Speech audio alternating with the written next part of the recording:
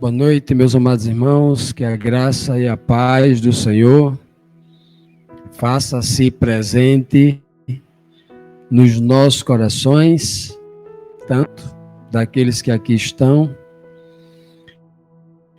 neste lugar abençoado, como também os nossos amados irmãos que nos acompanham através da internet. Nós, até domingo passado, nós estudamos uma série de estudos falando sobre o sacrifício. O sacrifício de Deus, o sacrifício de Cristo e o que isso poderia nos motivar a também oferecermos o nosso sacrifício para Deus, como ensina o apóstolo Paulo, um sacrifício vivo, santo e agradável. Então hoje nós trouxemos esse tema, um tema que também está ligado ao sacrifício. Há dois tipos de sacrifício. O sacrifício que é agradável a Deus e o sacrifício que é o que desagrada a Deus, né? Há aquele sacrifício que desagrada a Deus. E hoje eu trouxe aqui uma dicotomia que se trabalha muito nessa visão aí, falando Abel ou Babel. Abel ou Babel, né? São palavras que na língua portuguesa soa muito parecido, né? Os dois nós encontramos lá no livro do Gênesis, tem informações principiológicas, mas nós queremos tratar aí a diferença. Com que espírito nós estamos vivendo para agradar ou desagradar a Deus? É no espírito de Abel ou no espírito de Babel? Qual desses dois espíritos nós temos sido influenciados? Por qual deles dois? Portanto, vamos fazer um estudo reflexivo sobre isso, sobre estes dois caminhos, que durante a Bíblia toda ele é apresentado. Desde lá o capítulo 11 de Deuteronômio, que o Senhor diz, olha, hoje eu estou colocando diante de vocês dois caminhos. O caminho da vida e o... Vocês precisam escolher, porque a vocês foi dado o poder do livre-arbítrio. Vocês precisam escolher qual dos dois querem caminhar, né? Portanto, o coração humano é constantemente seduzido por desejos passageiros e ideias contraditórias. Torna-se urgente refletir sobre o chamado bíblico para o esvaziamento interior, não como fuga, mas como entrega. Enquanto muitos se esvaziam das paixões mundanas, outros se veem tomados por um monte de doutrinas confusas, onde o simples se torna complexo e o essencial se perde em meio ao ruído. O que fazer diante desse engano que ameaça a fé genuína e a salvação das pessoas? O que fazer entre esses dois caminhos, né? O que fazer entre essas duas opções? O texto base que nós trouxemos para a reflexão de hoje está aqui no livro de Hebreus, capítulo 11, versículo 4, que diz assim, eu quero começar por Abel, claro. Pela fé, Abel ofereceu a Deus maior sacrifício do que Caim, pelo qual alcançou testemunho de que era justo, dando Deus também testemunho dos seus dons, e por ela, pela fé Abel, e por ela, pela fé, depois de morto, Abel, depois de morto, ainda fala. O legado que Abel deixou, o testemunho que Abel deixou, ainda fala até hoje. Veja bem, meus amados, que um sacrifício, mesmo depois que ele é apresentado, colocado sobre as brasas, sobre as chamas da fogueira, sobre as chamas do altar, o animal já está morto, mas a fumaça, o cheiro suave ainda sobe. ainda permanece. Então, a importância de nós entendermos isso aqui. Abel foi o primeiro Marte, foi o primeiro que morreu, foi o primogênito dos que morrem, já que Cristo é o primogênito dos que dormem, que foi ressuscitado, vindo da morte. Abel foi o primeiro a morrer. Nesse sentido, Abel, ele se torna também um tipo de Cristo, aquele inocente que morre assassinado pelo irmão e que morre pelo irmão. Que coisa, né?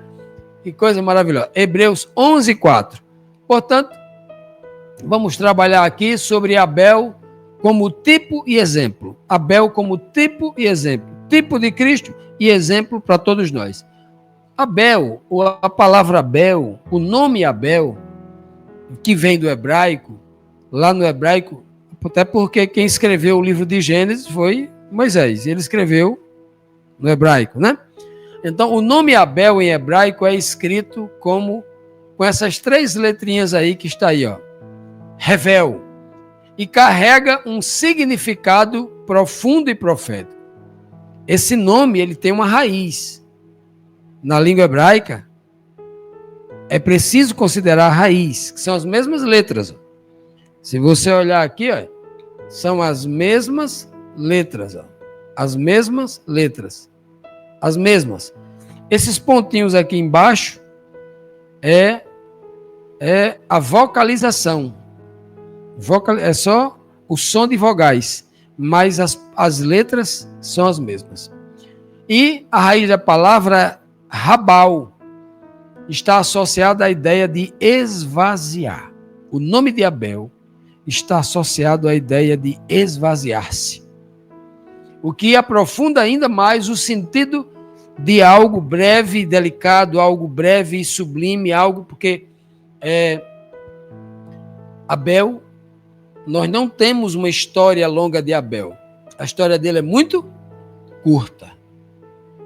Muito pouco se tem sobre Abel, que era um dos filhos de Adão, que foi pedido que era um homem do campo, como um pastor de ovelhas, e como todos os outros tipos de Cristo, né? Todos eles são pastores.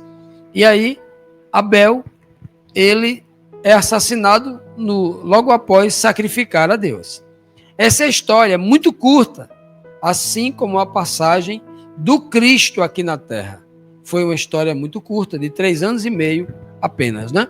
Pois bem, o esvaziar-se aqui ligado ao nome Abel. O que significaria isso, então, relacionado ao sacrifício, ao esvaziamento? O maior sacrifício de todos é justamente esse, o esvaziar-se. Não tem outro. Esse é o único sacrifício que Deus pede da gente. Que nós nos esvaziemos das coisas do mundo para que Ele, então, possa nos preencher com as coisas divinas, com as coisas celestiais, com as coisas da verdade, né? Com as coisas que são honrosas. Vejam bem o que diz esse texto aqui de Gênesis 4, do versículo 2 até o 4, falando de Abel. E Abel foi pastor de ovelhas, diz o versículo 2, né? Na continuidade diz, e Abel também trouxe, porque o versículo 2 e 3 vai dizer que Abel traz um sacrifício, Caim traz um sacrifício, né? Então Abel também trouxe a sua oferta tirada dos primogênitos, dos primeiros animais que ele tinha. Os principais, os melhores, os primogênitos das suas ovelhas e da sua gordura. E atentou o Senhor para Abel e para a sua oferta. Vejam bem, meus amados, que nesse texto aqui, nós temos aqui a dimensão aqui do sacrifício de Abel. Abel, ele não oferece como a maioria dos homens oferece. Hoje, como nos dias de Cristo, lembra que Cristo conta, né? Ele faz a menção de uma mulher viúva que vai chegando lá ali na sinagoga, né? E aquela mulher coloca ali 2 moedinhas, a única moeda que tem, ela dá tudo que tem, ela se esvazia da sua riqueza financeira, que era 2 moedinhas, não era nada, né? Mas aquela mulher, ela disse que ela dá tudo que tem, ou seja, ela se esvaziou, deu tudo, se esvaziou. E aqui Abel, olha, quando ele traz dos primogênitos, ele dá do melhor. Ora, dar dos primeiros é difícil, é mais fácil dar dos últimos. Depois que você recebe um salário e você compra tudo, aquilo que sobra, imagine que você gastou tudo, e sobrou R$100 do seu salário. Você tirar uma oferta daquilo para a obra de Deus, falando aqui de dinheiro, né, que a oferta é muito maior do que isso. Você dá do que sobra, não é das primícias, são das coisas últimas. Quando você tira da primícia as primeiras coisas, os primogênitos, que é o caso aqui, você está pensando primeiro em Deus. Imagine que você comprou um casal de ovelhas, um carneiro e uma ovelha. O primeiro animal que você vai começar a criar um rebanho, você pensa em ter um rebanho de 1000 cabeças. Mas logo o primeiro que você tem que sacrificar e dar para Deus. É o que ele faz aqui. O primeiro e único filho de Adão, no sentido da promessa, Isaac, Deus pede exatamente aquele, tudo. E Abraão estava ali se esvaziando. E pode olhar que durante toda a história de todos os homens de fé que são testados, eles dão tudo. Dão tudo. E tudo aquilo que Deus quer. Abel dá tudo. Ó. Abel não dá apenas os primogênitos. Ele dá da gordura. E o que significa dar da gordura? Significa, no sentido espiritual, é algo muito amplo. Mas vou tentar aqui, passar a essência para que vocês captem, pelo Espírito de Deus, orientando, ensinando aí a vocês. A gordura é a parte mais valiosa, é a parte mais gostosa. Aqueles que se alimentam de carne sabem que tanto o cheiro da carne quando está assando, quanto o sabor da carne depende da gordura da carne. Uma carne magra não é tão saborosa quanto aquela carne que é assada sobre a gordura dela mesma. A gordura também é ali aquilo que sobra, o excesso. Olha só, o excesso. Todo o excesso que é para mim, imagine que eu preciso apenas de R$1.000 para que eu possa viver a minha vida durante o mês todo com R$1.000. Aí, Bian, eu ganho 5. Eu tenho uma gordura de 4. O que eu vou fazer com essa gordura? Se eu não souber utilizar essa gordura, ela será para o meu mal e não para o meu bem. Muita gente tem se apegado a essa gordura e tem tido problemas. É por isso que Cristo diz assim, ó: se o teu Senhor pedir para que tu vá com ele 1 milha, vai com ele, queima a gordura. Dá algo mais. Dá o além do que foi pedido. É o que Abel está fazendo. Abel está dando da gordura, do melhor que ele tem, da sobra. Olha só, Abel está dando tudo o que ele tem de melhor. E aí por isso que o texto diz, ó, e atentou o Senhor para Abel e para a sua oferta. Aí eu pergunto a você, Deus atentou para o cordeiro de 1 ano, bem gordo, sem defeito, a coisa mais linda, o animal que Abel estava oferecendo ali sobre o altar? Deus atentou para isso? Atentou para a gordura, quem sabe o azeite que ele colocou por cima?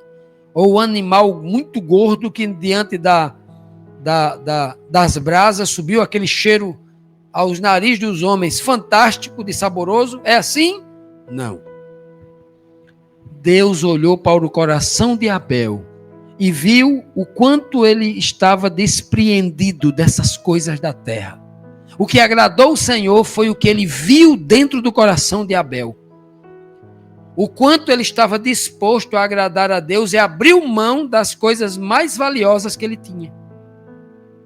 O que agrada a Deus é justamente isso. É aquilo que você mais ama neste mundo. E por amor a Deus, você diz assim: Senhor, eu estou abrindo mão disto para te agradar, para te servir. Isso é a oferta de Abel. A oferta de Abel não é como muitos teólogos têm ensinado aí. É a quantidade de dinheiro que você dá para a igreja. É o volume de sacrifício que você tem a coragem de vender a sua própria casa que você mora e dar para um pastor que já tem casa. Isso não é oferta? Está fazendo um sacrifício para o pastor, um sacrifício para a igreja, para a instituição, para a empresa religiosa. Não está fazendo para Deus. O sacrifício é aquele que se faz para Deus. Quer agradar a Deus? Abra mão daquilo que lhe é mais gostoso, do que lhe é mais valioso aqui no mundo. Aí você vai estar oferecendo a oferta de Abel e o Senhor vai estar olhando para a sua oferta. Pois bem, e aqui nós temos esse tipo de oferta. Olha aqui, ó. Olha a oferta de Abel, o seu nome esvaziar, para onde aponta? Para Cristo. O livro de Filipenses diz que Cristo, lá no princípio, antes de se esvaziar, ele tinha a condição divina, ele era da mesma natureza que Deus o Pai. E mesmo sendo da mesma natureza de Deus, ele não considerou ser igual a Deus. E nem se apegou a isso de forma ciosa, ou seja, eu não abro mão. Eu sou da mesma natureza de Deus, então eu quero ser igual a Deus, porque ninguém no universo tem a mesma natureza, só eu. Eu quero ser igual a Deus, eu quero ter o mesmo trono, eu quero que o povo me adore também. Não foi esse não foi o sentimento de Satanás? Olha qual foi o sacrifício de Satanás. O sacrifício que Deus aprova. Olha o sacrifício que Deus aprova aqui. Olha. O filho falou assim: meu pai, para lhe agradar, para salvar a raça humana, eu não me importo de me esvaziar da minha condição divina, de me esvaziar da minha natureza divina e assumir a natureza humana. Esvaziou-se a si mesmo e assumiu a condição de servo. Não era só um ser humano, mas um ser humano servo. Um servo é aquele que vive neste mundo, cuja carne, em condição de carne pecaminosa, está sujeito à tentação, está sujeito à fome, está sujeito à sede, está sujeito ao cansaço. Né?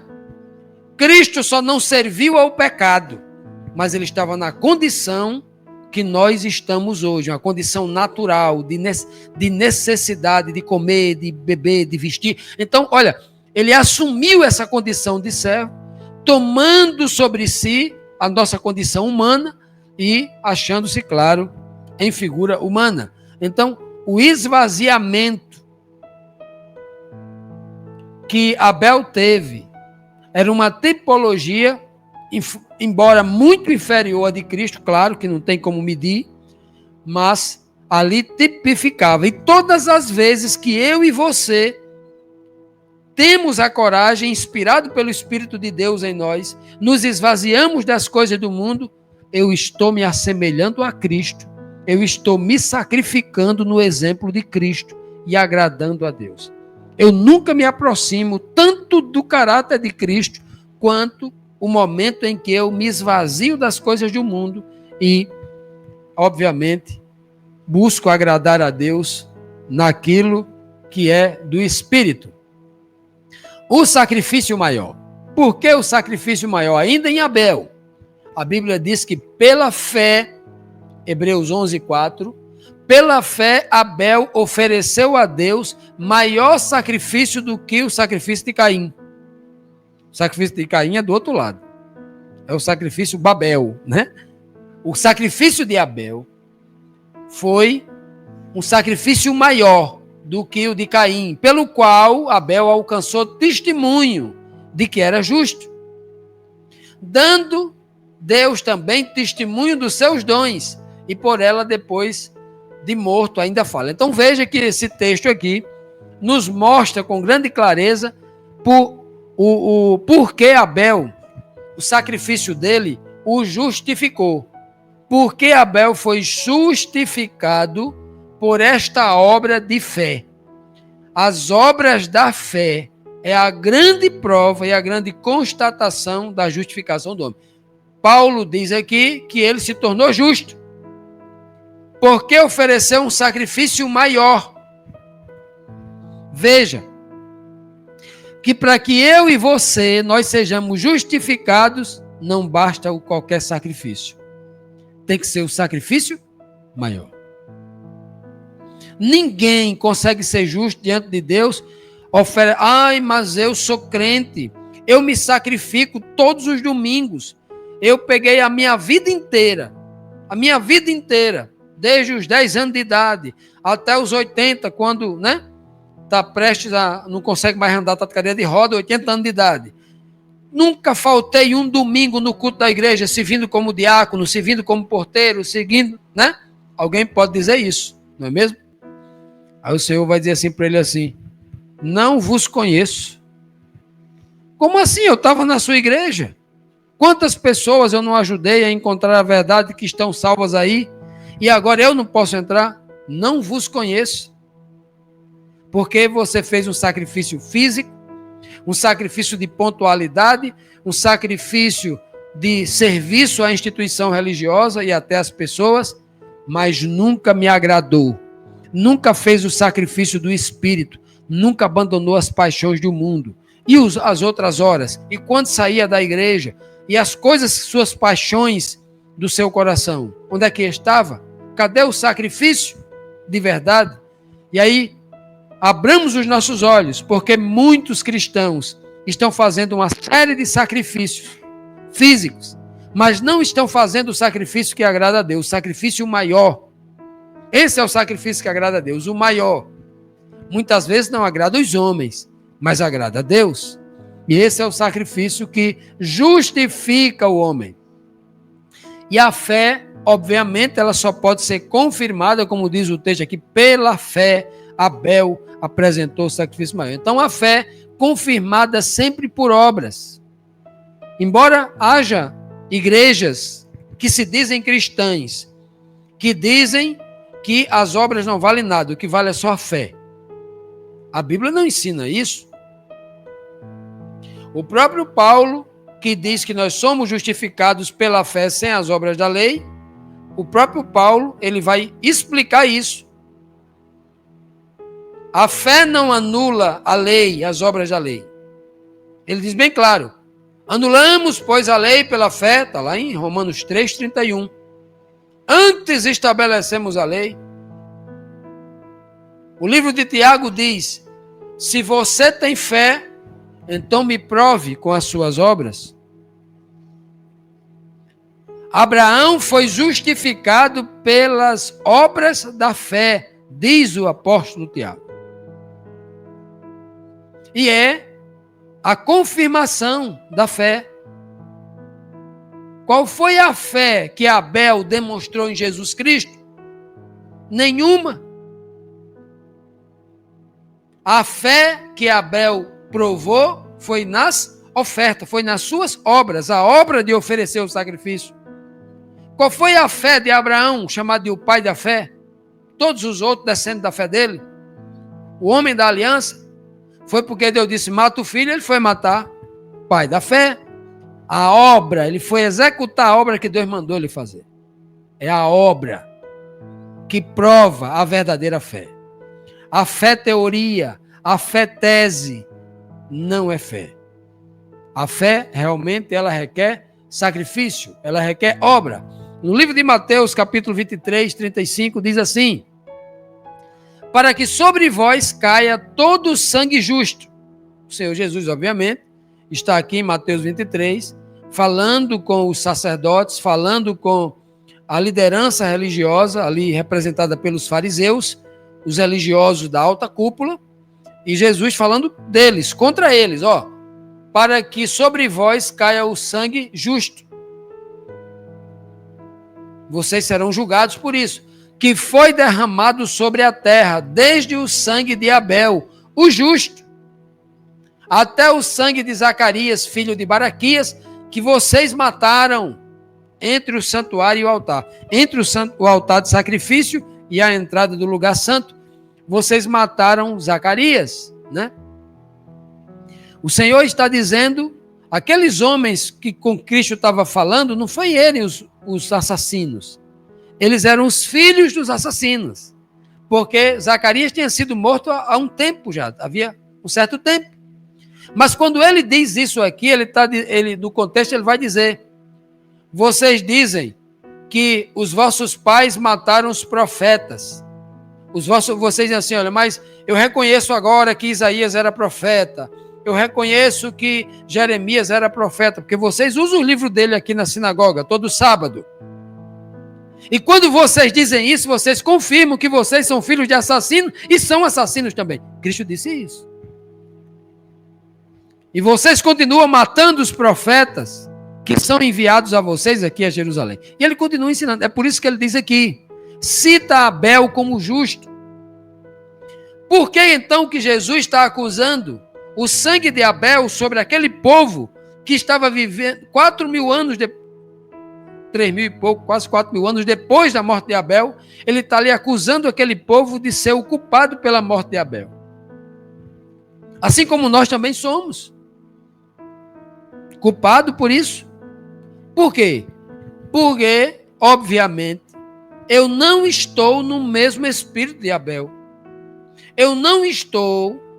Só tem 2 espíritos no mundo, só tem 2 caminhos. O espírito de Abel, o espírito de Babel. O espírito de Abel, Marte, e o espírito de Caim, assassino. Ou eu tenho o espírito de Abel, ou eu tenho o espírito de Caim. Como este povo aqui, a quem Jesus está julgando, não está dizendo que eles mataram Abel, mas tem o espírito de Caim, o assassino de Abel. Eles estavam planejando, neste momento, matar Jesus. Era o mesmo espírito de Caim que estava nele. E Cristo está dizendo aqui, o sangue de Abel vai cair sobre você. Porque, neste momento, Jesus era o antítipo de Abel. A cena ia se repetir. E hoje é do mesmo jeito. Se eu não tiver o espírito de Abel, eu tenho o espírito de Caim. Um dos 2. E o tempo todo, o Senhor está julgando o planeta todo relacionado a isso. Ou um, ou outro.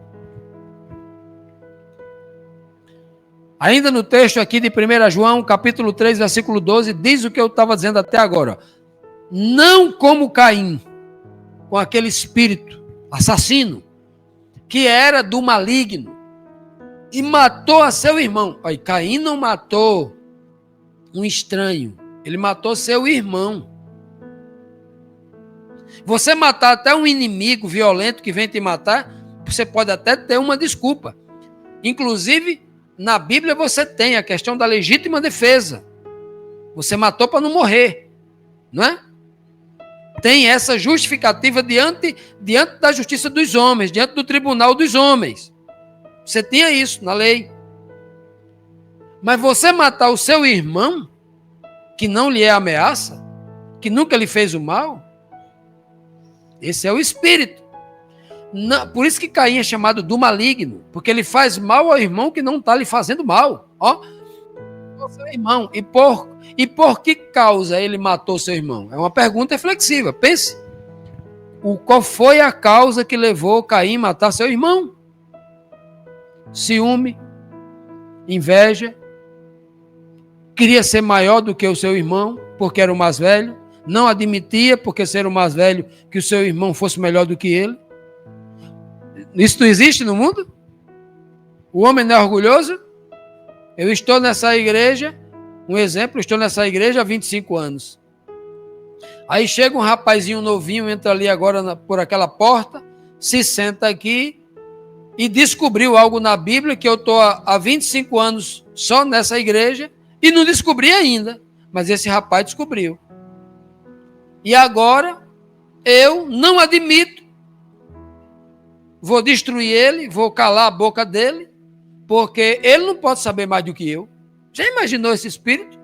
Isso é de Satanás, não é de Deus esse espírito. E muitos dentro da religião cristã têm esse espírito de querer competir com o outro, de querer ser superior ao outro. Ora, meus amados, deixa eu dizer uma coisa para vocês aqui. Eu sempre estou preparando o meu espírito e oro a Deus todo dia sobre isso, porque eu espero que a qualquer momento Deus levante um pequeno ou até uma criança dessas aqui que vai ser muito superior a gente, que vai nos ensinar, que vai abrir os olhos. A gente tem que ser humilde para reconhecer que Deus está conduzindo aquela pessoa. Eu não estou dizendo que isso vai acontecer, não estou profetizando não, mas eu tenho que me preparar o espírito para isso. Deus pode ter chamado a mim, pode ter chamado a você, mas se Ele escolher outro, que seja menor do que a gente, segundo o que o mundo julga, não segundo o que a gente julga, a gente precisa entender isso. Porque senão a gente vai estar com o espírito de Caim, o espírito do maligno, e não o espírito de Cristo, que era o espírito de Abel. Porque as suas obras eram más, as obras de Caim eram más. Caim era mau por quê? Por causa das obras. Ele vai julgar por causa da fé ou por causa das obras? Obras. As obras de Caim eram más, e as do seu irmão eram obras justas. A justificação aqui, mostrando claramente que se vê através das obras. As obras é a prova clara de que eu tenho fé. Que coisa, né? Que coisa maravilhosa. Pois bem, Jesus, o justo, já que a Bíblia está chamando aqui Abel de o justo, o próprio Cristo diz, vocês mataram Abel, o justo, como fizeram com Zacarias. E ele diz aqui, o Deus de Abraão, o Deus de Isaac, o Deus de Jacó, o Deus de nossos pais, né? Diz aqui o apóstolo Pedro, glorificou a seu filho Jesus, mas vós negaste a quem? A Jesus, que é quem? O santo e o justo, e pediste que se vos desse um homem homicida. Olha onde o povo trocou aqui, o povo trocou, mandou que matasse Abel e soltasse Caim. Todo o povo de Jerusalém começou a gritar, matem Jesus e solte Barrabás. Barrabás era um homicida, como Caim era um homicida. Jesus era o justo, assim como Abel era justo, e Jesus morre. Morto pelo homicida. Quem deveria morrer era Barrabás. E porque Barrabás ficou vivo, Jesus morreu. E essa é a relação maravilhosa. O texto diz aqui em 1 Pedro 3,18, porque também Cristo padeceu uma vez. Só morre uma vez, não tem duas vezes, né? Segunda vez, e a segunda morte simboliza a morte eterna. Cristo morreu apenas uma vez pelos pecados. O justo morreu pelo injustos, para levar-nos a Deus, mortificado também. Jesus me leva a Deus como? Vivo ou mortificado? Ele só me leva a Deus se em mim estiver morto o velho homem, senão eu não vou. Porque quem vai chegar a Deus é a nova criatura ressuscitada em Cristo, mortificado na verdade na carne, mas vivificado no Espírito. Na carne o velho homem, no Espírito a nova criatura. Que maravilha, né? O justo, ao Abel morrer, ali, se Caim tivesse se arrependido verdadeiramente, como Davi se arrependeu, a morte de Abel era uma grande tipologia para a justificação de Caim. Mas ao invés de Caim se arrepender e aceitar, Caim não reconhece o erro. Ele foge da responsabilidade. Ele foge de Deus. Ele foge do pedido de perdão. Ele foge do reconhecimento do pecado. Ele foge da justiça. Isso é o maligno. O maligno sempre foge de Deus. 1 João 2,1 diz, meus filhinhos, estas coisas vos escrevo para que não pequeis. E se alguém pecar, como Caim fez, temos um advogado para com o Pai. Jesus Cristo quem? O justo. Então, quando a Bíblia chama Abel de o justo, quando Jesus chama Abel de o justo, quando Paulo chama Abel de o justo, a Bíblia está dizendo, aquele homem foi justificado pela mesma fé que Jesus tinha. As obras de Abel, elas, embora sendo muito pequenas, elas se assemelham por causa do seu espírito às obras de Cristo. E nós também hoje podemos fazer as mesmas obras que Abel faz e temos a mesma fé e a mesma justiça que Cristo recebeu de Deus e que Abel recebeu de Deus. Vamos agora para a segunda parte, já que ficou muito claro aqui o sacrifício de Abel. Vamos agora para o outro lado. O lado que a gente tem que evitar, e é o lado hoje que predomina no mundo. É o lado que bombardeia a minha e a sua mente dia e noite para que a gente aceite, penda para esse lado, para que a gente siga essa tendência. E aí a gente vai conhecer agora o que é esse espírito aí. Babel sim, Abel sim, Babel não. Olha o que diz o texto, o que diz aqui sobre o nome Babel. Babel, na língua hebraica, né, embora essa língua aqui ela seja, venha da Mesopotâmia, o sul da Mesopotâmia, a língua acádia antiga, né? O nome Babel em hebraico é escrito como Bavel. Veja que também são as mesmas letras, ó. As mesmas letras aqui, ó. As mesmas daqui, ó, né? O mesmo significado. Babel tem um significado carregado de simbolismo histórico e espiritual. Ela deriva do verbo balal, do hebraico, que significa confundir. É por isso que Babel chama-se confusão, confundir, né? Em acádio, língua da antiga Mesopotâmia, Babel vem de Babilu, Bab e Lu, que significa porta de Deus. Veja, que na palavra de Deus ela significa confusão, mas na língua do mundo ela significa porta de Deus. A mesma palavra, a mesma Bíblia, segundo a ótica do Espírito de Deus, fala a verdade. Mas essa mesma palavra no Espírito do mundo, ela diz, nós que temos a verdade, nós somos a porta de Deus. Veja que mensagem Babilônia, Babel, traz para nós. Ela é terrível. Ela se apresenta como a porta de Deus. Quantas das religiões não têm tomado do vinho de Babilônia e têm ensinado isso de forma implícita?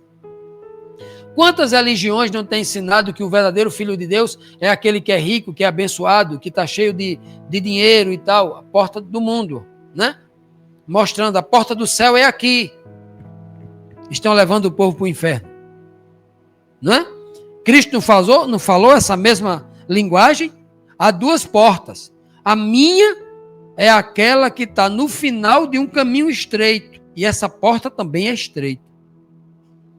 O Babel é um caminho largo e a porta também é larga. Muitos, a maioria entra por ele. E quem entra por ele? O mundo ou os religiosos? Cristo estava falando para quem? Os religiosos. Preste atenção. Ó, Babel, a mãe da confusão. O texto bíblico aqui de Gênesis 11 diz aqui lá do princípio, por isso se chamou o seu nome Babel, porquanto ali confundiu. Babel porque confundiu. O próprio hebraico traduz o texto. Babel significa confusão. Ela chamou Babel porque confundiu. Babel significa confusão. Ela confundiu. Né? Ali confundiu o Senhor a língua de toda a terra. Se falava uma língua só, e a partir desse momento, né, houve várias línguas. E dali os espalhou o Senhor sobre a face de toda a terra. Toda a terra ficou confusa na linguagem. Toda a terra ficou confusa quanto a entender a linguagem, porque a linguagem foi o meio pelo qual Deus nos deu a forma de comunicação dos seres racionais. Os animais não se comunicam. Como nós nos comunicamos com o nível de racionalidade que nós temos. Nós explicamos tudo, qualquer coisa. O nosso vocabulário tem milhares de palavras. mas um animal se comunica com o outro com gemidos, com latidos, com uivos, né? Cada um animal tem uma forma de se comunicar, mas muito limitada. Os biólogos têm muito trabalho para tentar identificar, né, quando um animal, né, poucas são as necessidades deles. É a necessidade de comer, ou a necessidade de se comunicar para mostrar a dominação, a necessidade da comunicação de acasalamento. É o mais básico. 5, 6 tipos de comunicação. O homem não. Deus deu a língua para a boa comunicação. E a língua, no sentido tipológico, ela vem do contexto revelação, conhecimento que salva, conhecimento que liberta. Tudo depende disso. Mas aí Babel foi a responsável para criar, para sabotar, para tentar bagunçar a obra de Deus na terra, para confundir a linguagem. Deus diz assim: não matarás. Aí Babel diz assim: depende. Vamos racionalizar ou raciocinar se pode matar ou não. Deus diz: não faça isso. Aí Babel vai dizer assim: depende, talvez, provavelmente, né? Há exceção. Babel sempre vai dizer isso, né? Babilônia, a rainha do engano, a mãe, né? A rainha mãe. No Apocalipse 17, 5 vai dizer quem ela é. E na sua testa, aqui no Apocalipse, estamos usando aí para Babel, uma mulher. E neste mundo, o maior símbolo de sedução, de prazer, é a mulher. É o maior símbolo. Ou não é? É a mulher. Não é assim que as lojas vendem? Usando a mulher. Vende para homem e para mulher, usando a mulher. É assim que se faz. Desde os tempos antigos. E aí, ó, na sua testa da mulher, estava escrito o nome dela, né? O nome mistério. Ela é a grande Babilônia. Olha Babel aqui, ó. A grande Babilônia. A mãe de todas as prostituições e de todas as abominações que há na terra. Ela tipifica isso. Por que então que a Bíblia chama ela de mãe? Porque existe um pai também. E esse pai é o próprio diabo. Pai da mentira. Pai do engano. Príncipe deste mundo. Está aqui a mãe, a esposa dele. Essa é a mulher de Satanás. Ela é a mãe. Satanás, através dela, gerou muitas filhas. Ela é mãe de meretrizes. Algumas versões falam mãe das prostitutas, mãe das meretrizes. Outras versões. E ela está gerando isto no mundo. Então veja que o sacrifício que Babel faz, que Babilônia faz, é um sacrifício do prazer em benefício próprio. Se o sacrifício para Deus de Abel é eu abrir mão de tudo aquilo que vai me dar prazer, Babel é diferente. Ela não abre mão de tudo que lhe traz prazer, bem-estar e tudo. Ela não abre mão. Ela abre mão para Deus daquilo que lhe faz mal. Aí Deus não quer. Porque aquilo que está fazendo mal a ela, Deus não quer. Porque Deus quer o bem de quem? De todos. E Babel é essa, Babilônia é essa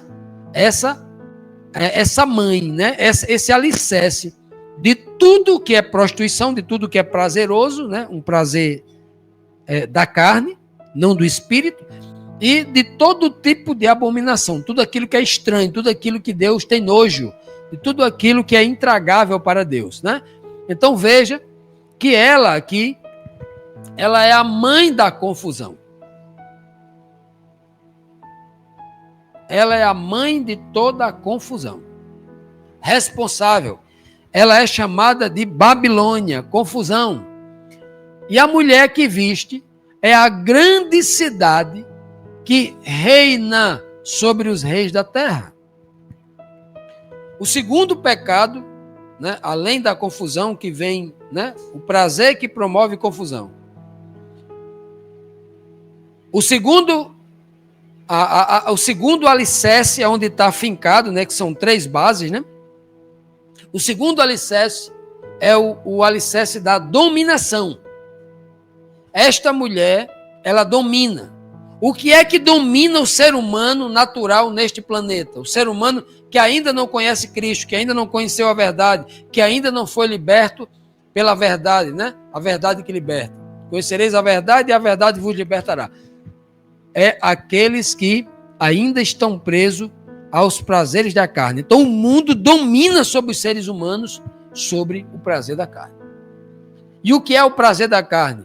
Tudo aquilo que o mundo está oferecendo agora. Estou te oferecendo uma carreira profissional, muito dinheiro, muita fama, né? Tudo que você quer. O que é que você quer? O que seus olhos almejam? Aí você vai fazer uma relação daquilo que seus olhos viram, vai numa revista ali do shopping e tudo isso eu quero, né? Então isso é a dominação. Ela domina o mundo apresentando isso, que o homem natural, ela só oferece alimento para carne. Para carne, né? Então, a questão da dominação. Dominação é o segundo, aqui está, o segundo erro de Babilônia. E o terceiro, porque todas as nações beberam do vinho da ira da sua fornicação. E os reis da terra se fornicaram com ela. E os mercadores da terra se enriqueceram com a abundância das suas delícias. Então veja aqui, o terceiro e terrível erro de Babilônia está aqui, olha. Ela embriagou, não foi só o Brasil, não.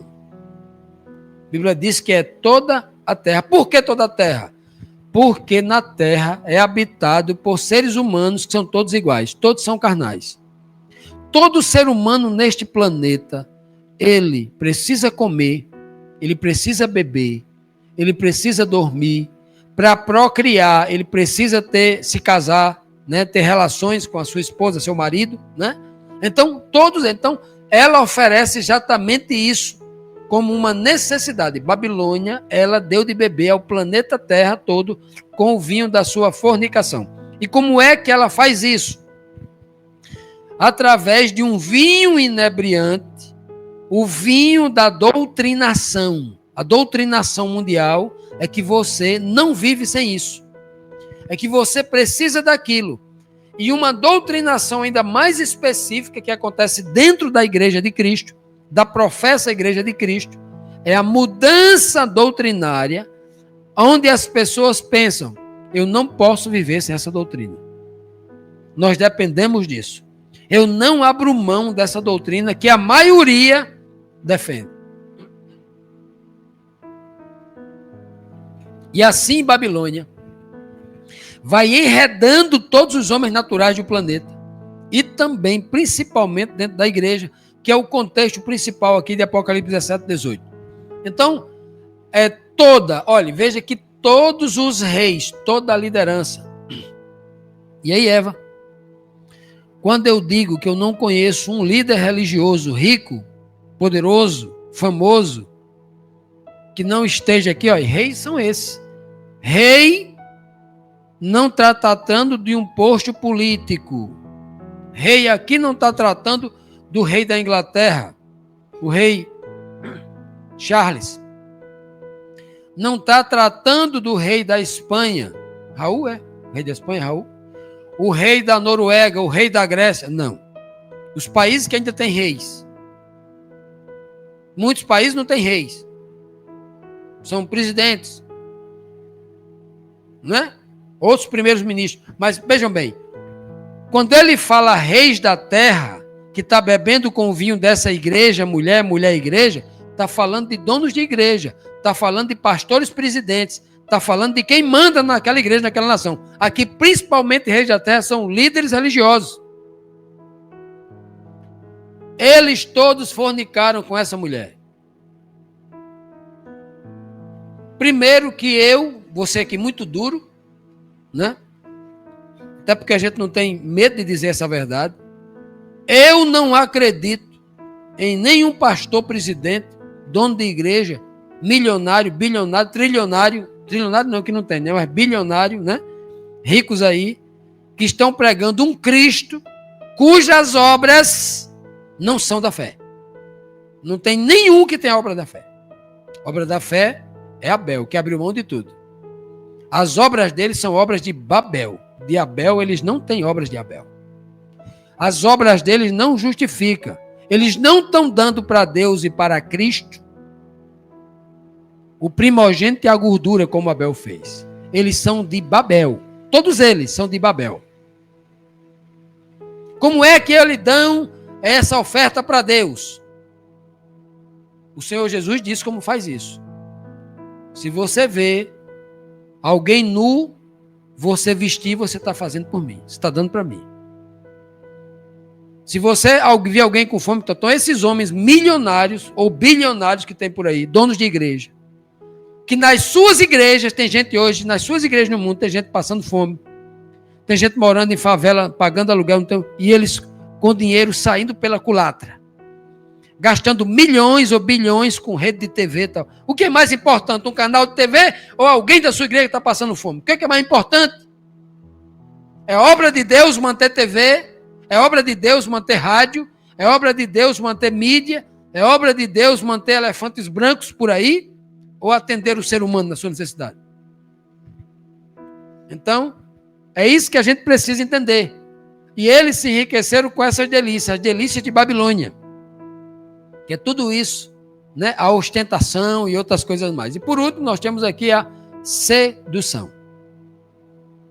Confusão, dominação e sedução. Ela seduz. Então, essas são as três armas. As mesmas três armas que Satanás usou contra Cristo lá na tentação. Sempre as três. É o que Babilônia usa para enganar o seu povo, né? Pois bem, meus amados, para concluirmos aqui, vamos mostrar aqui esses três fundamentos que Babilônia usa para contrapor a vontade de Deus, seduzir e levar o povo à perdição. Primeiro é a confusão. Doutrinas misturadas, muito parecidas, mas contraditórias, né? Cria confusão. Você vê como o negócio é confuso? É quando você chega numa igreja dessa, o crente está lá há 10, 15 anos, você faz uma pergunta, ele não sabe explicar a doutrina que é da igreja dele. Ele não sabe no que crê. Né? É a perda da verdade. Doutrina, confusão, perda da verdade. Dominação é a que busca o controle político, o controle religioso e cultural sobre as nações. Qual é a igreja hoje, grande e poderosa, que não esteja inserida no cenário político, no cenário religioso e cultural? Se não ficar, não sobrevive, cai, né? Dentro do mundo, o mundo é muito controlador. E a sedução, a atração pelo luxo, pela luxúria, pelo prazer e pela idolatria. Então, esses três pontos aqui são exatamente tudo o contrário do que Abel fez. Abel abriu mão de tudo isso. Abel não era confuso, ele era muito decidido. Deus pediu um sacrifício e ele levou exatamente o sacrifício. Deus pediu a Caim um sacrifício e ele não levou derramamento de sangue. Levou frutas e folhas e algumas coisas assim, mas não fez o sacrifício. Então, a cabeça de Caim é Babel, é confusão. Abel entendeu claramente o que Deus pediu e levou o que Deus pediu. Né? A questão da dominação. Abel não tinha nenhum interesse de dominar seu irmão, estava ali para servir, mas Caim queria dominar. A sedução, né? Caim foi seduzido pelo título de irmão mais velho, pelo título de superior, e ele não admitia que Deus dissesse que Abel fez algo melhor do que ele, porque ele era o melhor. E o mundo está seduzindo muita gente para esse caminho aí, até dentro da igreja, né? E aqui nós temos a verdadeira mudança aí, né? Abel, a diferença entre Babilônia e Abel. A Babilônia ela é cheia de si, mas Abel é aquele que se esvazia. Uma se enche de si mesmo, o outro se esvazia de si mesmo. A grande diferença, uma é desobediente, o outro é obediente. A Babilônia é cobiçosa, Abel é altruísta, aquele que dá sem esperar nada em troca. Uma é promíscua, ela não tem vergonha da sua nudez. Abel é casto, ele tem pudor. Babilônia é vangloriosa, ela quer ser a maior, mas Abel é humilde, ele não quer ser melhor do que ninguém. Babilônia, ela é enganadora, Abel é verdadeiro. Babilônia é violenta, ela bebe sangue dos santos. Abel não se deixa, não revida, se torna Marte, morre, não é violento, é pacífico. Babilônia, ela é assassina. Abel é o Marte. Babilônia um dia vai morrer para sempre, mas Abel vive para sempre. Meus amados, e aqui nós temos um resumo, um verso que resume quem é a Babilônia. Resume as consequências, resume o que ela é e o que ela se tornou. Caiu a grande Babilônia. Ela se tornou habitação de todo tipo de demônio. E se tornou abrigo de todo espírito imundo, impuro. E esconderijo de toda ave detestável. Veja que a Bíblia aplica 3 formas, justamente as 3 formas de dominação dela. Habitação, abrigo e esconderijo. Ela é um templo de Satanás. Assim como nós somos templos de Deus. Ali ela é habitação, abrigo e esconderijo de todo o mal. Ela é uma casa, um templo do mal. Deus nunca habita num lugar desse. E aí Abel, Gênesis 4:4 diz, Abel também trouxe dos primogênitos suas ovelhas, sua gordura, e atentou o Senhor para Abel e trouxe sua oferta. Assim como Babel se torna a casa do maligno, de 3 formas, Abel também entrega toda a sua vida, toda a sua casa, de 3 formas. Suas ovelhas, sua gordura, sua oferta. Sua oferta, o seu coração, o seu espírito. Portanto, meus amados, aqui está a grande diferença dos 2 espíritos que há neste mundo. Aqui está a orientação para entre a escolha dos 2 caminhos que a gente deve escolher, que o Senhor vem apresentando desde o princípio. Não há uma terceira alternativa, uma terceira opção. Só existem essas 2. Ou Abel ou Babel. Ou a vida ou a morte. Ou a verdade ou a mentira. Né? A história de Abel e a queda da Babilônia revelam 2 caminhos opostos que atravessam toda a narrativa bíblica. Da pureza que agrada a Deus e da rebelião que se exalta contra ele. Abel, com sua oferta sincera, representa o coração que se entrega. Babilônia, por sua vez, com sua ostentação corrupta, tipifica o sistema opressor. Esse contraste não é apenas teológico, é existencial nos dias de hoje. Diariamente somos convidados a escolher entre o altar de Abel e os palácios sedutores da Babilônia.